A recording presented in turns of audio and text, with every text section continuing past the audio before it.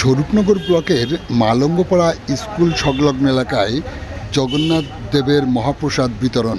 উপস্থিত পঞ্চায়েত সমিতির সভাপতি অনসুয়া মণ্ডল সহ অন্যরা। 25শে জুন দুপুর 1টা নাগাদ জগন্নাথ দেবের মহাপ্রসাদ বিতরণ করলেন স্বরূপনগর পঞ্চায়েত সমিতির সভাপতি অনসুয়া মণ্ডল। ইতিমধ্যে দীঘার সমুদ্র সৈকতে বাংলার মুখ্যমন্ত্রী মমতা ব্যানার্জি জগন্নাথ দেবের মন্দির উদ্বোধন করেছেন। তিনি প্রতিশ্রুতি দিয়েছিলেন বাংলার প্রত্যেকটি পরিবারের হাতে জগন্নাথ দেবের প্রসাদ পৌঁছে দেবেন। সেই প্রতিশ্রুতি পালনে সব রকম ব্যবস্থা করে গত 22শে জুন থেকে মহাপ্রসাদ বিতরণ শুরু হয়েছিল সারা রাজ্য জুড়ে।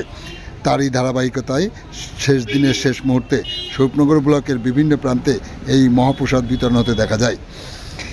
25শে জুন দুপুর 1টা নাগাদ স্বরূপনগর পঞ্চায়েত সমিতির সভাপতি অনসুয়া মণ্ডল এলাকায় যারা মহাপ্রসাদ গ্রহণ করতে ইচ্ছুক তাদের হাতে জগন্নাথ দেবের মহাপ্রসাদ তুলে দেন।